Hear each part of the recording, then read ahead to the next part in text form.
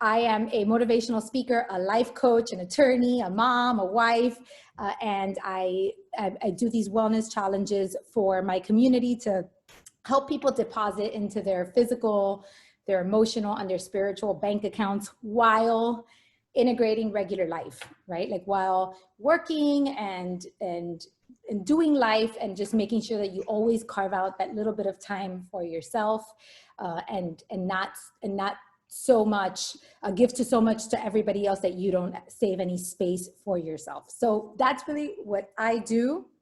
I will tell you, I'm going to read to you Nikki's bio. Nikki is a Cuban-American best-selling author, medium, intuitive healer, and spiritual teacher, a certified hypnotherapist with the International Association of Counselors and Therapists. She's a Reiki healer, a Theta healer, and she's best known for her intuitive readings, said to be a meeting with your soul. Her work has been featured in Oprah Magazine, Marie Claire, Telemundo, Almost 30 podcasts, and That's So Retrograde podcast, among others. She has also been commissioned to speak and teach by organizations like Equinox, Yahoo, Bumble, Aveeno, and Marriott. So we are very, very happy to have Nikki here. I will share with you that because Nikki and I are both from Miami, when I got into the space that I was leaving my law practice and I was going to start doing motivational speaking full time, many, many mutual acquaintances of ours would say to me, "Oh, you should meet Nikki Novo. Nikki Novo is, does what you do. Nikki Novo wrote a book. Nikki Novo is in New York, hosting book tours and all this crazy stuff." And they would tell me about Nikki and Nikki and Nikki. And I thought at one point, like, I should meet this famous Nikki Novo. Right? This is somebody that I should connect with. And I wish that I could tell you that I sought out to meet her, that I emailed her until she responded, that we were both speaking at this event and then we met and that's how we connected. But ladies, I met Nikki Novo at Chuck E. Cheese. That is my claim to fame. I met Nikki at Chuck E. Cheese in line because it just so happens that our children are in the same first grade class. And whereas I would have called that a coincidence, Nikki calls it the universe conspiring to bring us together. And ever since then, she has become a dear friend and has been opening my heart and my soul to this world of spirituality. She is my teacher. I've done readings with her and it's a very awesome and cool experience. And because through our wellness challenges, we focus on depositing into all three accounts, which is spiritual, emotional, and physical, I wanted to bring her to my community because she is the epitome of the spiritual bank account. And I feel like, I know I have a bunch of you here looking, but really this session is just for me. So I'm just happy to have her to answer all my questions. So Nikki, the floor is yours. I'd love to hear from you. Hi, everybody. Well, thanks for having me. If I ever feel bad about myself, Karo, I'll just, listen to this again because you make me sound so great. It's funny, you were bringing me back to the time that we first met, and I remember meeting Karo. I guess we were in line, and then we were talking to mutual friends or something, and then that's when you approached me. And of course, I was overwhelmed because her father's spirit hangs out with her. So the minute I not only was hit by Karo, but then also her dad. And I was what is happening here? And I remember being do you think she's always this energetic, or is this just in this moment? And then now I'm watching you talk, I'm she's always this energetic. Karo is always this energetic. I didn't think that was possible. But I that was my first impressions. It's really funny. And I'm just grateful to be here. I'm grateful for the friendship and excited to talk to you guys about that process, of, coming more, to me, spirituality really is a descend from the head into the heart. So it's interesting that you said that your heart is opening, Karo. Everybody obviously has a beautiful, activated heart, but because of the world that we live in, it's a little bit more masculine. We tend to hang out in the logic and the brain a little bit more, which is great because we are, mind, body, and soul. So it is important to be using our mind, and the mind is there to help us. But we don't want to be like tipped over and like only accessing like one side. So spirituality is really about like going into the heart, connecting to like that soul part of us, that part of us that's like ancient and old, and that has a plan and has a knowing of like what it's supposed to do here on this planet, this lifetime. So that's my work, and I won't go too woo woo for you guys, but I'm here for all of that today. Well, so for me, and you know this, Nikki, because we are, you know, we've spent a lot of time talking about this stuff, but I'm a personal development girl. You know, that is my forte. That is where I thrive.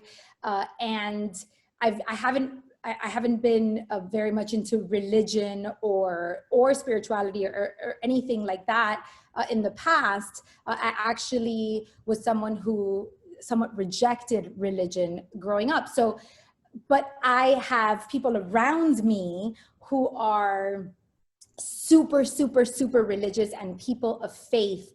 And I have people that are super spiritual. And what I have found that the common denominator between all of those people is that their faith in God, their faith in the universe, their faith in humanity is magnified, and it helps them cope with life better. It helps them be happier people. It helps them be more grounded in the earth. And I think that by connecting with you, Nikki, it's actually opened me up to everyone. So I feel like everyone that's here, whether you are Christian or Catholic or Buddhist or spiritual or atheist or agnostic, there is space for all of us to share a common ground and a commonality and really find just our heart, which is what you said. It's just finding that beautiful space within us and being able to get out of our heads and connect to our inner knowing, to our inner intuition, to our gut, to that power that may be higher than us, even if we don't know how to explain it, even if we don't know what it is. And even if our beliefs are different. So that's what I love about you, Nikki. The one question that I want to ask you is on meditation. I have tried guided meditations. I have tried sitting in silence by myself. I have tried an app that has brain waves that like triggers my brain to meditate. I have tried prayer. I've tried all these different things. And the best way that I can describe it is that I feel like I am thinking my way to meditation. I just think all the time. That's all I do is think. And that makes me think that I'm doing it wrong. So do you want to share a little bit about what meditation is, how it's supposed to feel, how we know if we're doing it correctly? So that's a great, you probably are thinking, Karo. But funny enough, I wish I can quote the person who says this, and I'm not remembering, but, and it might even be that like in a language meditation means this, but meditation is said to be the process of making friends with yourself. So even like what you're explaining, Karo, that you're like, I've tried all these things, and basically what I've come to the conclusion of all these different types of way of meditating is that I'm thinking my way. And that itself is like meditation. That's the whole point. You know, basically she just learned about herself. Like she just learned that she is much more of a thinker than she probably ever had time to think about, basically. And that is like why we meditate. We meditate to figure out what we're up against, because if not, we're like living through life and we are, you know, maybe we don't know we're an anxious person. Maybe we have, you know, no idea that we're like functioning off of some programming. Maybe we have no idea that there's like a lot of worry going on in our head. And unless we like take time to be in silence and to be in meditation, we don't know these things about ourselves. So it makes me feel like almost like we are not running the show. We don't know what we're up against. It's like you have the stranger in your house and you don't know the stranger. So meditation really at like the core is like to have those awarenesses of ourselves, to become friends with yourself. So what you said is perfection, Karo, because you had an awareness of yourself. Like you found something, you know, like you got this little treasure that, which is something to, not necessarily it's going to give you all the answers to your life, but it's something to ponder and to be like, oh, wow, like, is that all it is? Am I just a brain? Like, am I just like, am I doing things off of like my brain? Maybe there's these other parts of me that I'm not really using. And that itself is like, an awareness. Now, so that's like important to just kind of know like why meditation is powerful. But there's so many different types of meditations, which you mentioned a few of them. And we definitely have to go in like with an intention. Like we need to start with like, why am I feeling called to meditate? Or why did somebody tell me to meditate? Because typically sometimes people will tell you to meditate, or you'll get, so what are you trying to get out of it? Some people are trying to get like a sense of calm, that they're really trying to like rework that like nervous system basically. And that's one way, which is probably something you've tried, Karo. You basically are sitting in silence. And then what happens is as soon as you sit in that silence, you realize like how much your head is going nuts. And, what's interesting about that process is that like at some point you might do like maybe you do like a silent meditation for like 15 minutes. And even in myself, like not until I reach kind of like that 10-minute mark, does my brain finally stop. For those first 10 minutes, it's just talking to me and like chatting, and it's nuts. And it's so interesting to like observe the way your brain works, because that is what you're up against. And who you truly are the observer, right? So when you sit in meditation, you actually have a moment to like see. So if you know, Karo, that you were just thinking, what is that thing that was observing her thinking? That is her. That's the observer. That is the soul, basically. And that's her truth, right? Whether it's her higher self, whatever you want to call it. And that just goes to show us that we are not our brain. So she found that separation simply by realizing that she was thinking a lot, but there was something that watched her thinking a lot. And the thing that watched her is like who she is. And that is super powerful. Does that make sense? It does, but it feels a little bit. So if I, and before I ask you this follow-up question, Nikki, I do want to share with everyone that this call is being recorded. So just so you know, in terms of the recordings, the only people that get access to the recordings are the people that are in the core challenge. So those people will have lifetime access to it. And that's why we record it for the people that are in the challenge. But for those of you that are not in the challenge, this is your shot to get access to the free Zoom call. So I hope you enjoy it, but I did want to give you that disclaimer. As in terms of the thinking, so like, let's say that I close my eyes, and even when I'm doing a guided meditation, they'll be like, count your breath, for example, observe your breath. So then I will breathe in and I'm like, ooh, I'm observing my breath. But I'm like talking to myself. I'm observing my breath. And there's my breath. 1, 2, 3. Am I counting too fast? Like, I just continue. So I have a hard time differentiating between what is observation and what is brain.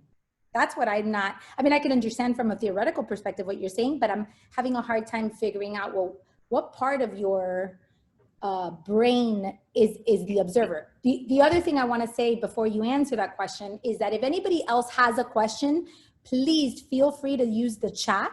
Put your questions in the chat and we will try to get to them as best we can. Okay. So Karo, to answer that question, I actually want to do a quick exercise with you guys, if that's okay. I think there's like maybe one person who is driving, but for the rest of you, we should be able to like close your eyes for a second, okay? So we're going to do, and that's why it's important to have intention behind the meditation. So like if the counting, Karo, the counting type meditations are usually to calm you, like usually to give you a point of focus, kind of like if anybody, when they used to teach, what was that type of, those breathing exercises for our moms who didn't get to have epidurals. Lamaze, right? They used to make you like focus on something or whatever. And it was really just to like give you a point of focus so that you can deal with like, the pain or whatever. So it's the same thing, like counting, breaths, like those kind of guided meditations are just so you can start to like calm and come down. Now, then this other meditation where it's like, I'm trying to get to know myself, which I think is like everybody should go through that meditation like you should go through a season of learning to get to know yourself. And it's really getting to know like your brain and how your brain is functioning and all that kind of stuff. You may realize that you're much more, you know, negative than you think you are. You might realize that you're a big worrier, you know, and like you didn't even know that about yourself. So that is, and that is more like the observer. So I kind of like don't want to answer that question because you were doing a different type of meditation, but we'll do like just like a silence where we're just sitting there to be silent and to watch ourselves, and you'll be able to understand this concept a little bit more. Okay. So Okay. let's just like sit up and, you know, get comfortable. Definitely. One question I get is like some people like to do guided meditations and like, you know, lay down. But there's a reason why they ask you to sit up, and it's because your chakra, like your energy centers are, you know, your spine, everything like this is like your little like pyramid to above. So if you're like laying down, you're probably going to fall asleep and it's just not going to work as well. So it is pretty important to like, you don't have to have perfect posture or anything like that, but do your best to have like a light, straight posture. Some of us can't, you know, I'll always do that because we have body limitations, but even just like, you know, sitting up against the couch is just fine, or a chair is totally fine. Okay. So we're going to do, just for timing wise, we'll do 3 minutes. And we're not going to talk, and we're basically just going to see if we can observe what is happening within us, and whatever comes out of meditation for you is like exactly what was supposed to happen for you. You have to remember that there's not really like a goal. It's like whatever comes out of it is really what was for you. Okay. So like we don't, So what's the intention? well, today's intention for this is to just watch ourselves. It's just to watch. It's to observe. Okay. But if you can observe, you didn't do it wrong, basically. Okay. So I'm going to set my timer here.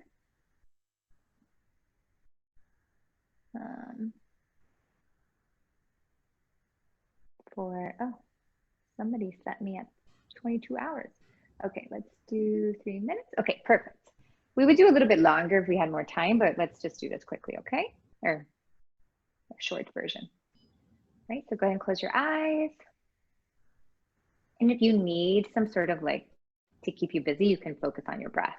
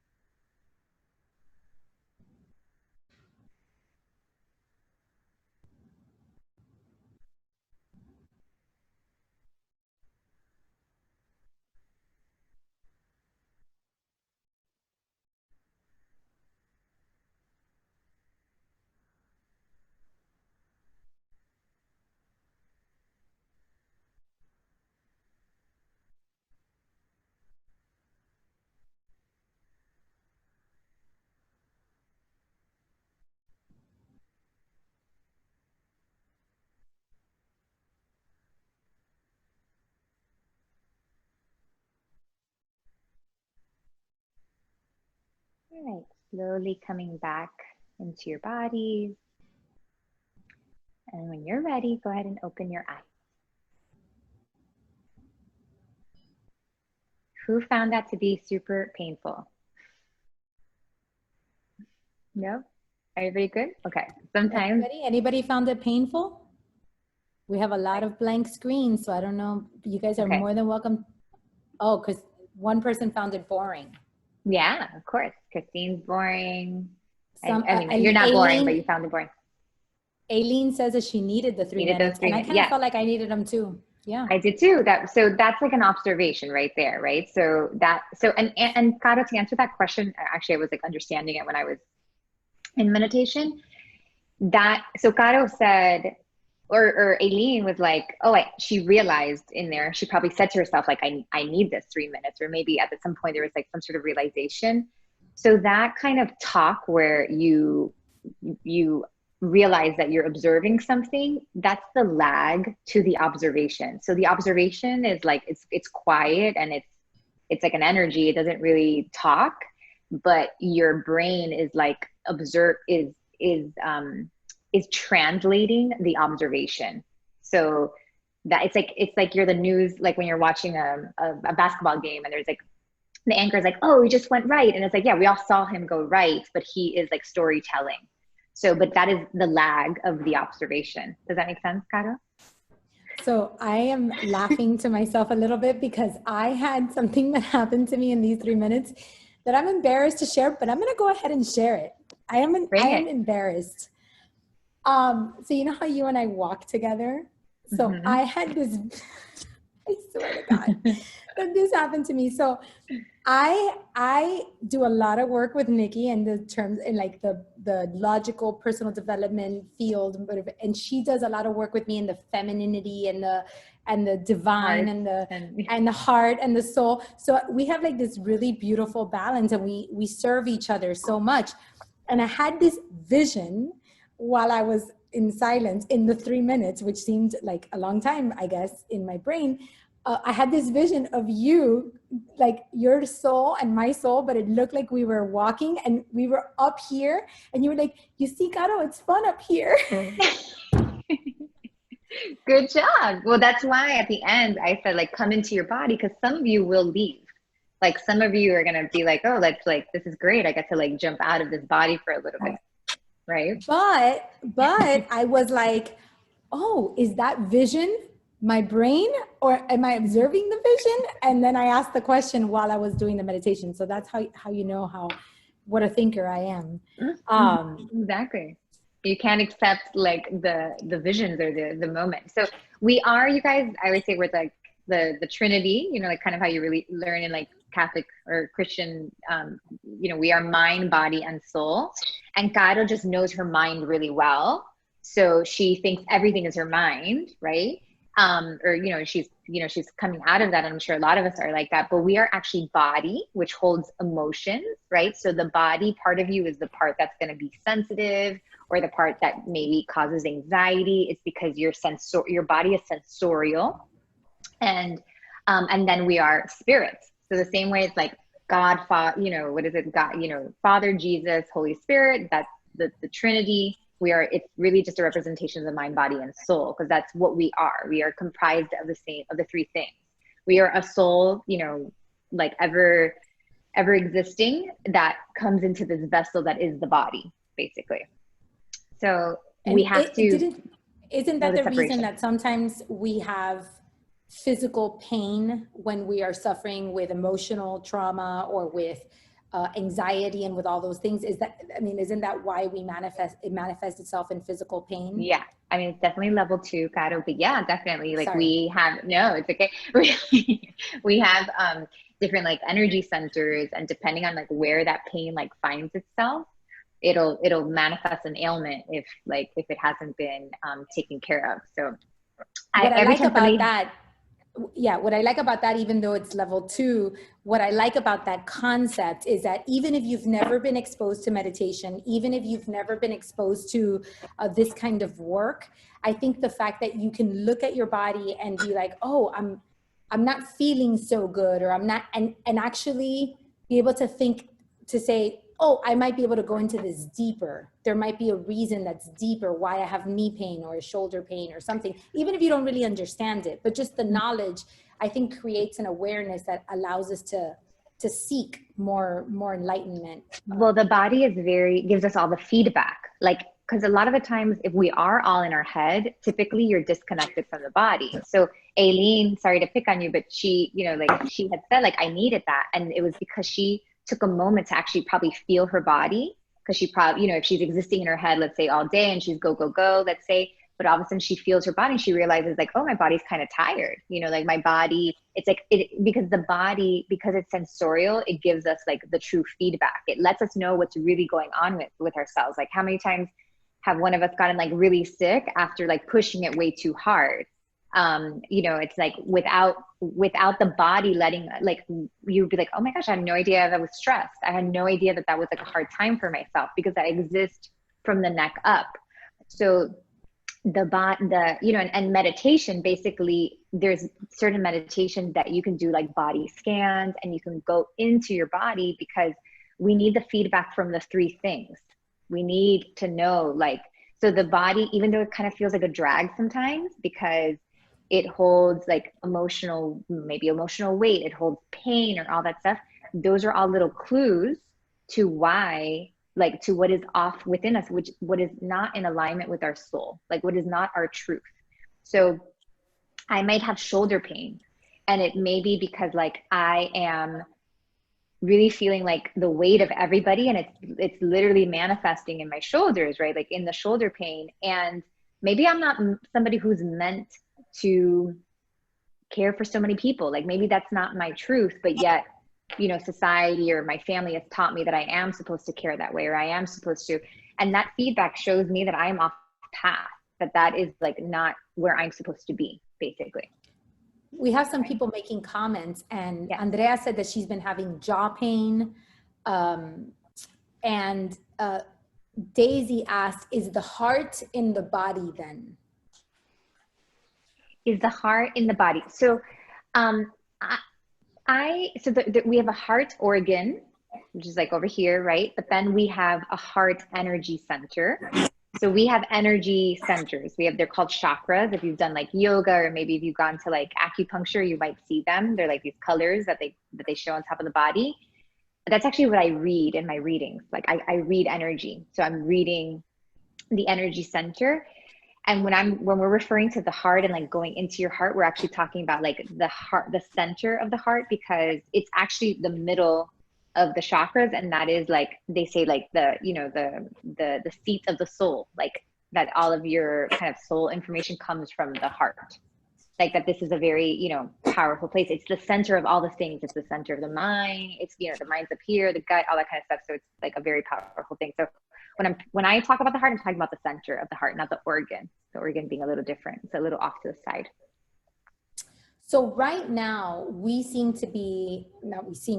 are, and you're facing this too. I mean, we are all dealing, especially the moms, with a lot of uncertainty with the idea of the kids going back to school. This is like the first week of school for a lot of people. Next week is the first week of school for a lot of people. There's some people that have their kids going to virtual. There's some people that are going to physical school, and there's all sorts of emotions and trauma and fear tied to those, to these decisions that they're making.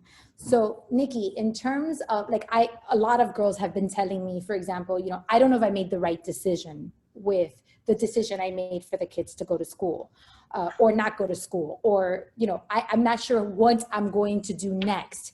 There's confusion. So how would you use meditation or spirituality and use that bank account to be able to find answers within yourself? Because there's so much chitter chatter, there's so many opinions, there's so much judgment tied to your decisions by other people. And I think we need to be really grounded in ourselves. So how do you connect to yourself, to that intuition, and trust yourself? That's a great question, Karo. So I'm first going to do this with like a disclaimer. So I teach a lot of intuition. I believe in intuition. You know, to me, it's like we have to, you know, be able to know ourselves, hear ourselves, all those kind of things. And that's the best way to live life. That's, you know, that's my belief.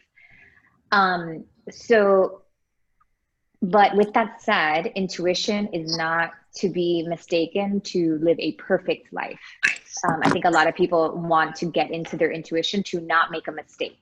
And that is not what this is about. This is about like, what am I being pulled to? What is like the path for me? And it doesn't mean that it's not going to be bumpy or anything like that, but it's not to, you know, I have some people that are like, oh, I felt like this guy was supposed to be like my husband and it didn't work out, but my intuition was telling me that it was. And then they're so disappointed. And it's like, well, intuition is, it shows you one step at a time. It doesn't show you like the whole entire path. And it's kind of like, you know, that there's this bigger path for you, but you have to follow the first step. So when I'm going to teach you a little bit about intuition and how to make decisions like that, it's important to know that we're not looking for the whole, you know, answer or the entire, you know, future. We're looking more for like, where am I supposed to go? What's my path? Where am I leading to? Okay. So something like that, you know, it's two things because you're dealing with like two souls, you know, the mother and then the child. They have two different paths basically. And by the way, this could go for people that are not, that don't have children too, because we also have like, for example, should I visit my elderly parents? Right. Should I, you relationships, anything having to do. Should I leave my house? Should I quarantine? Should I socially, right. You know, should I go somewhere? Should I not go somewhere? Yeah. Right now, no matter what our age group is, we are dealing with uncertainty and with decisions that we have to make and with other people's opinions about those decisions. Right, exactly. So a few things, guys, like, so as we start to practice that simple meditation of sitting for 5 minutes in quiet to get to know yourself, it's not to find an answer. And that's why like there can be an intention to find an answer, and that's another type of meditation. But at first we just want to know like, who am I? You know, I remember like having people talk to me about anxiety and them being very anxious and being very aware of their anxiety. And I'm like, I'm not like anxious at all. Like this was years ago. And then when I started this process, I was like, oh my gosh, I'm like such I'm such an anxious person because I'm so sensitive, but had no idea. Like, and that is such a shame to live life like not really knowing yourself, right? So we first kind of have to know ourselves a little bit. We have to know the difference between our anxieties and our worries and our true self. And meditation can show you that, you know, like sitting in that quiet.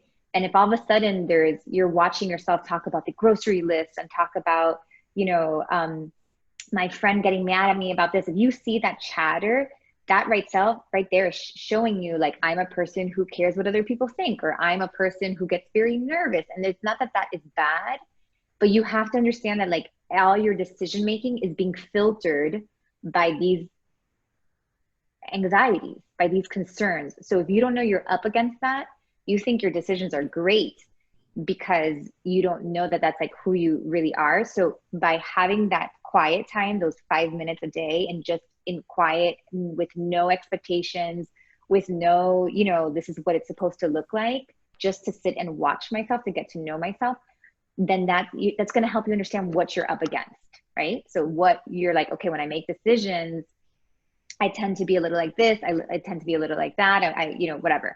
So that's important. That's like number one.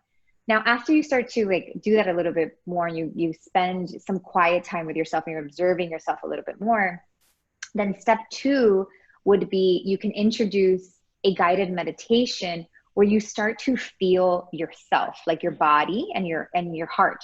For instance, you can bring like your awareness, which we'll do in a second. We can do it together.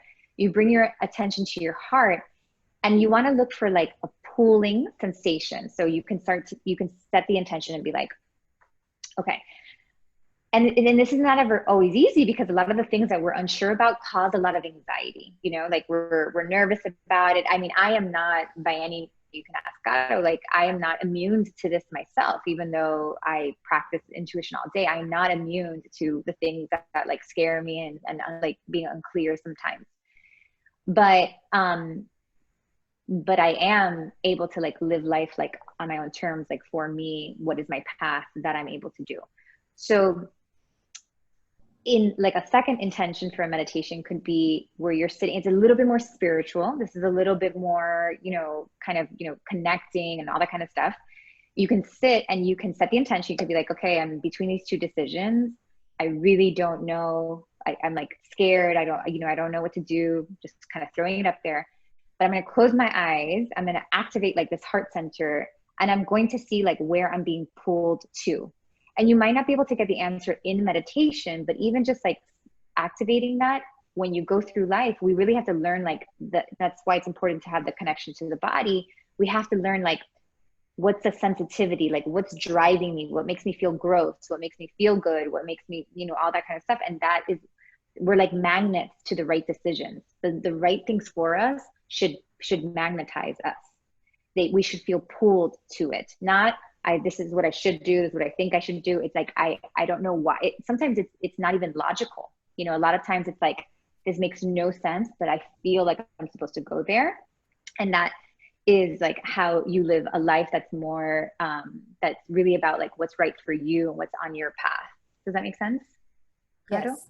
So you said in that conversation that there's the anxiety, when you're talking about anxiety in that example, there's like the anxiety chatter part of you, and then there's like your true self.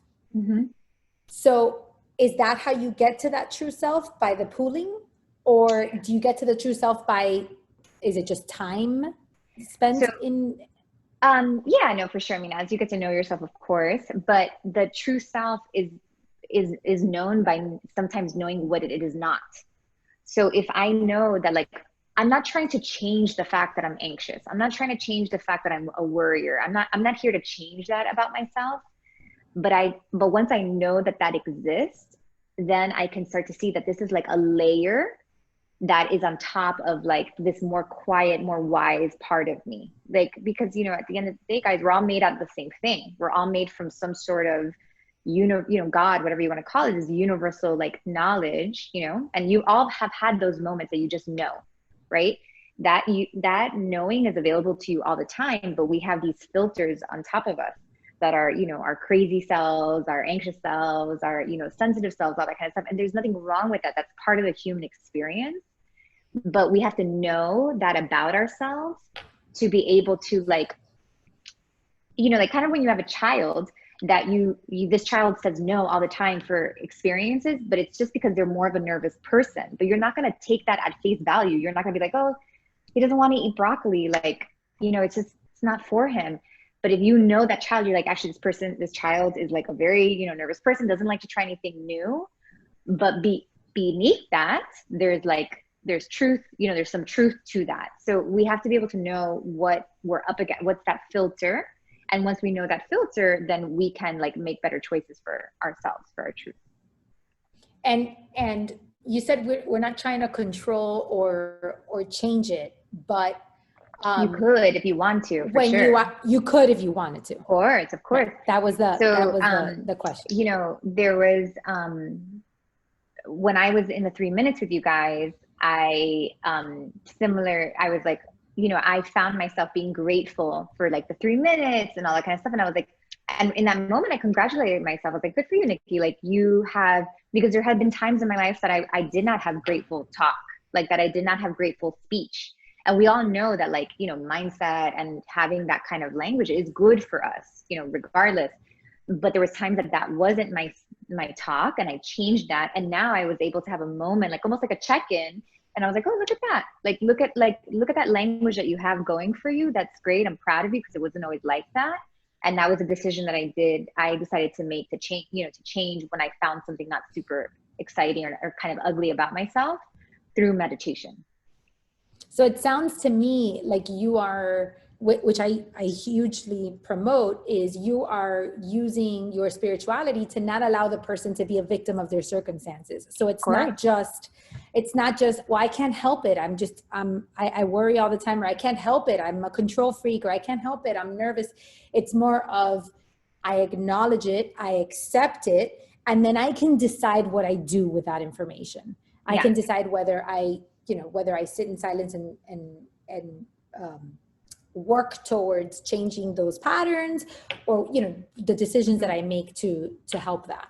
Yeah, your body and your mind like really create the personality, compare, you know, and also obviously the atmosphere. But I do a lot of like in my readings, I like to look at the person's soul through like a certain meditation that I do, the essence of a person. And I've never found an essence that's like naturally anxious, or like an essence that's like naturally like, there's funny things about essences. Like there's funny things about like them being a little wise, or them being like creative or something. There's interesting things, but they're never like those like more anxious parts of ourselves. So that is why I can like say that with confidence. And people, you know, when you've done self-work, and I call it like layers, you start releasing those layers and you start taking off what you are not, and you finally find yourself, like, and then somebody, you know, then maybe you have a session that somebody tells you what your essence is, like you're very close to it. Like all of you know, and you've, maybe some of you have had those experiences that you've had an awakening, or you've had your eat, pray, love moment. And you finally realize like who you really are, rather than like what your programming was. And that is the difference between like the mind and the body, and circumstances creating a personality, and your essence. But we have like all these layers of things on top of us that we have to be constantly removing and healing. Karo, you're smiling, and it's like weird. Well, one of my favorite stories is when you did my reading, and we really weren't good friends at the time, not as good friends as we are now, but we were just getting to know each other. So I felt like you didn't really know that much about me.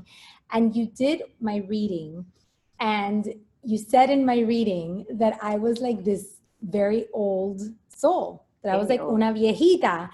And I laughed because like, I'm not like the cool, trendy, hip, like with the times. Like I have been old my whole life. Like, but I mean, it's like, I don't feel old physically, you know, but I'm like, I just have I'm just different. Like I'm old. And that's like, oh, that's why I don't have like cool lingo, or why I don't, I'm just old. Yeah, it's like, and I remember you saw that in me. And I thought that was really cool. Yeah. Okay, we've got some questions, and I really want them to get answered. Yeah. They're good questions. So Christine asked that she sitting and listening to the chatter without being able to write things down makes her feel like she's doing a brain dump, but it's leaving her brain without her writing it down. So she'll stop her 5-minute meditation to write something down. What can she do to help this? Should I brain dump or journal before I meditate? And to add to this question, before you answer it, Nikki, I've had those moments too, where things have come to me in meditation, and I'm a writer. I produce content. I'm a speaker, so those things matter, and I don't want to stay there and lose it. So that's a question that becomes very relevant to me as well. So this also, like, you know, this comes back to like, you know, to intention, right? Like maybe you're hungry and you go to the supermarket and you know that it's time for lunch, and maybe you're grabbing some like, you know, desserts or some fruits or whatever. Like just because you're there and you see the dessert and you're hungry, like you're not going to eat the dessert. Like the intention is that like I'm grabbing things and I'm about to have lunch. Like you have to have the discipline to, you know, eat that lunch, right?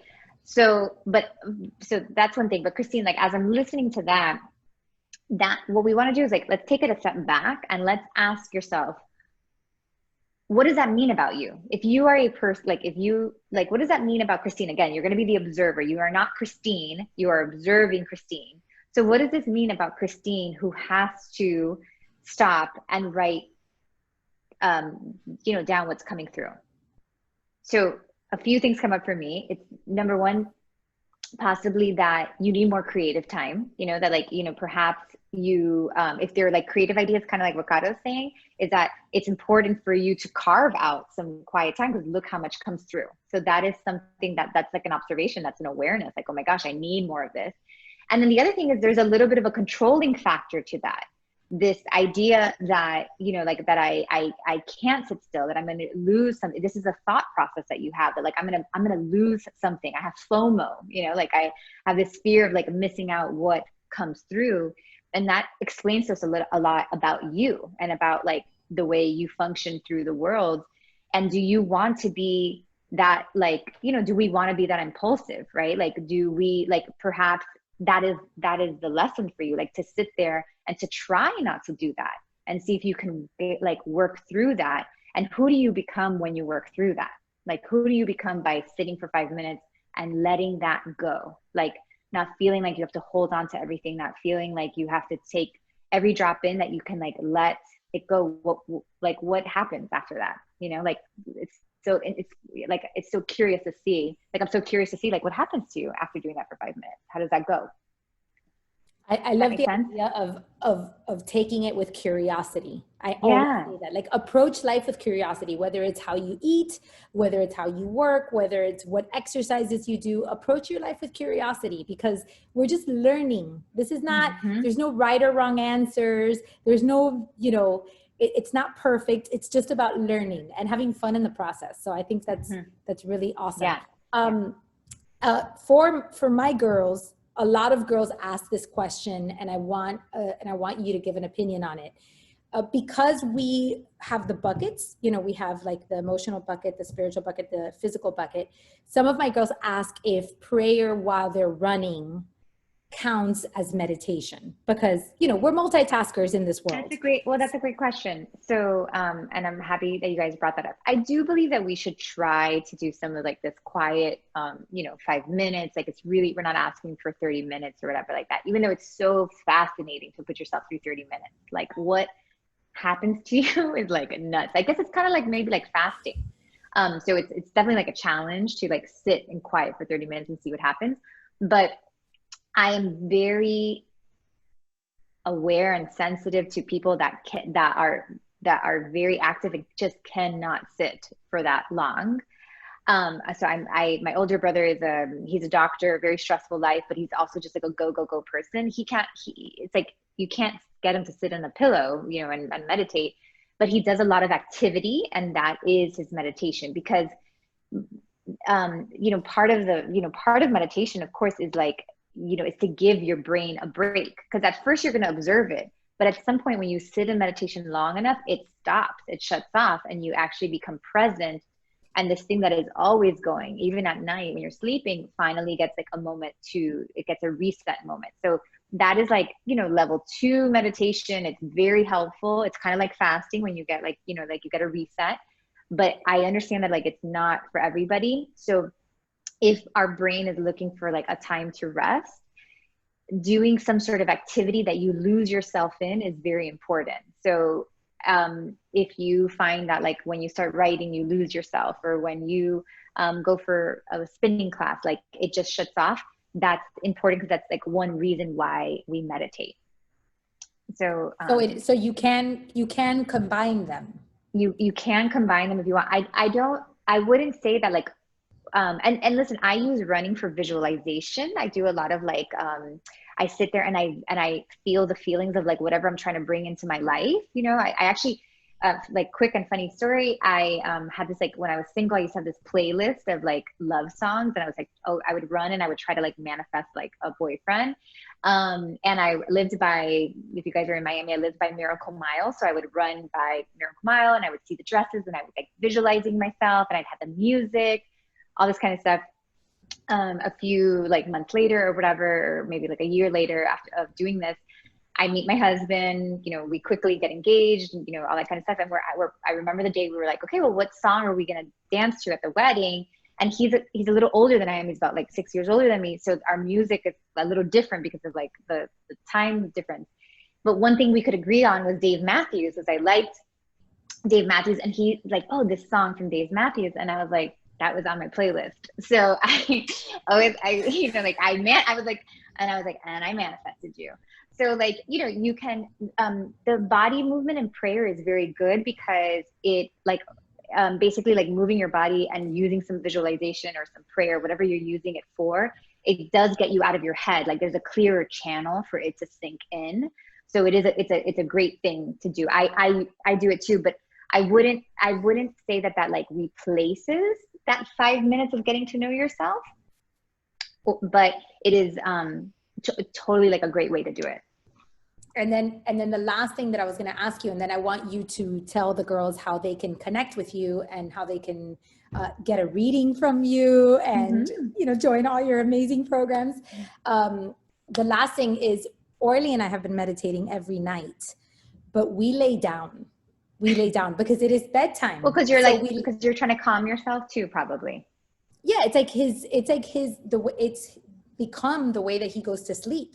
Is we lay down, we do a meditation together, and then he relaxes so much that he goes to sleep. Even at bedtime, should you still sit up for the meditation? No. So that's a great question because, again, there's so many different types of ways to use meditation for the intention. To me, it sounds like that meditation for you guys is like, I'm shutting down the computer. So in those meditations, laying down is great. Scanning the body. So just being like, and you guys can do this quickly with me. You like close your eyes and you're like, okay, I feel my mind, my face is getting soft. There's lightness in my ears, and my eyes, my mouth. Now bringing that down to my throat. My throat is softening. My shoulders are getting softer.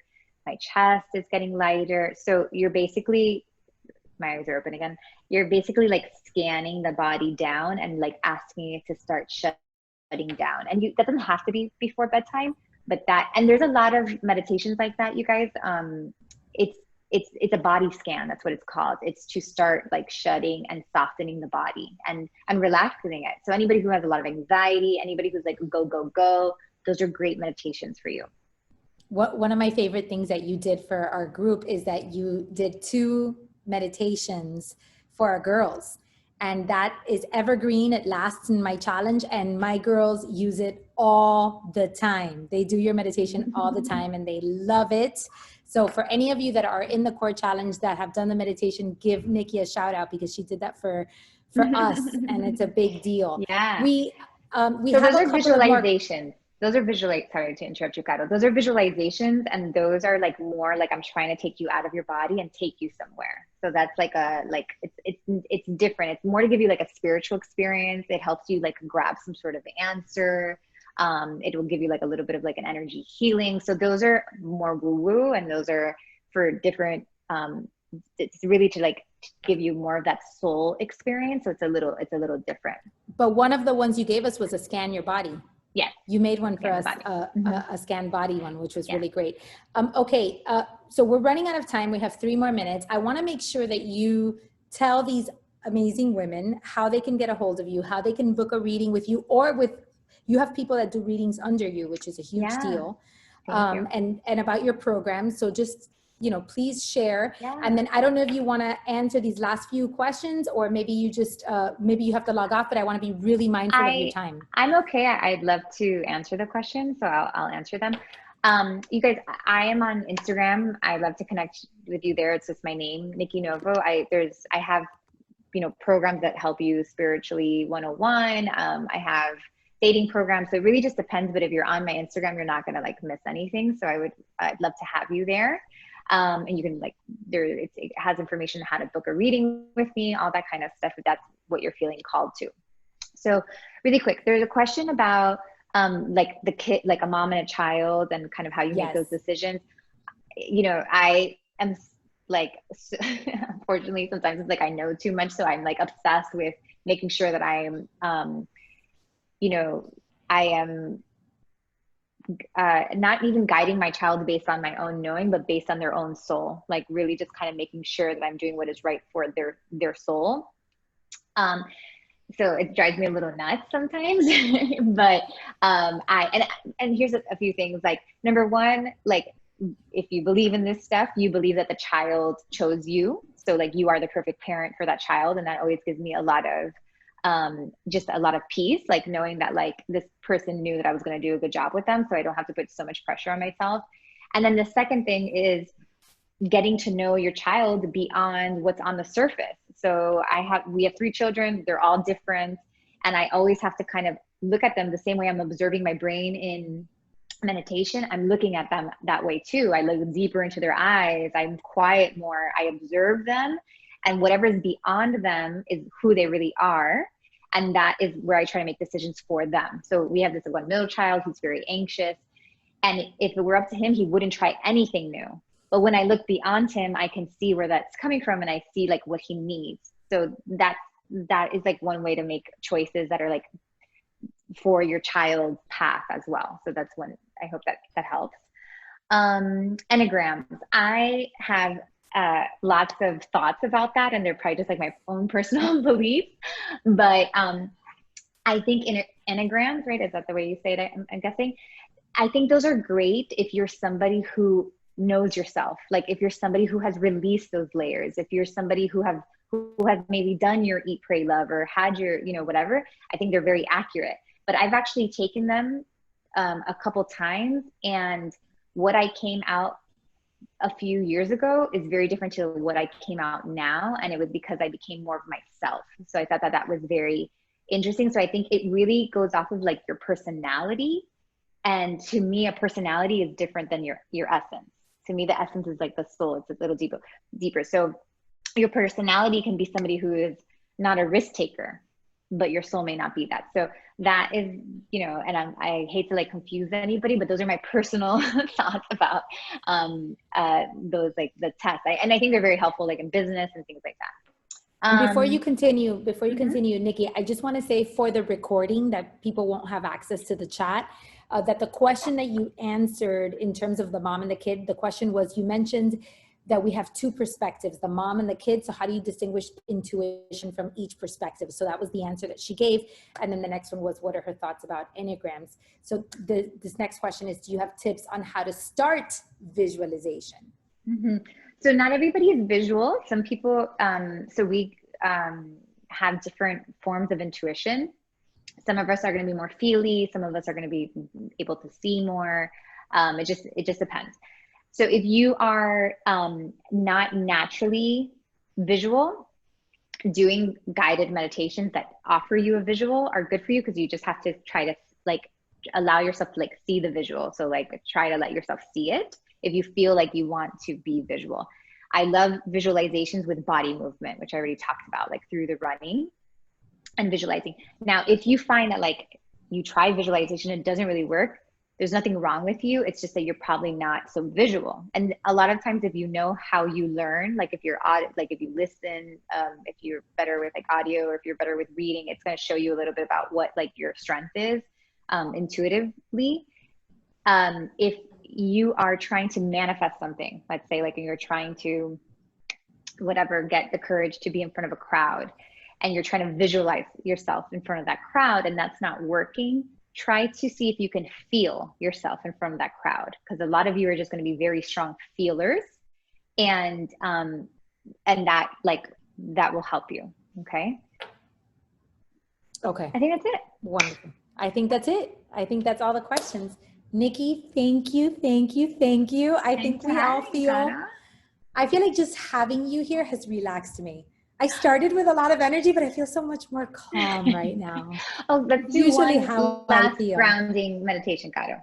We're going to ground everybody. Okay, guys? Okay, let's get grounded. All right, so let's just ground. So grounding means that like I'm not floating in my head anymore. Like I'm actually like on the earth, and I'm not like in different places. I'm present, right? So we'll do a really quick grounding little meditation, okay? So we're going to start by visualizing a little ball of energy on top of your head, okay? And we're going to bring that ball down, and this is your energy. So we're going to bring this ball down through the crown of your head. It's going to go down your face, down your neck and your shoulders. This ball is going through your stomach, through your chest, your arms and your stomach, going down your hips and your legs. And now your legs are going to turn into roots, like roots of a tree, and they're going to root into your soil, so that now your energy is fully in your body. You're completely grounded. And when you're ready, go ahead and open your eyes.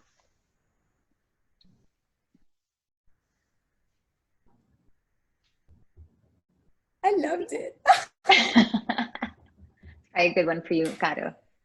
Loved it. I loved it. I could actually see my feet becoming roots.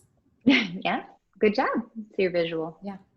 Good job, guys. I'm visual. So if you're ever feeling a little like outside of your body and a little like you can't be focused or present, give yourself that little grounding meditation.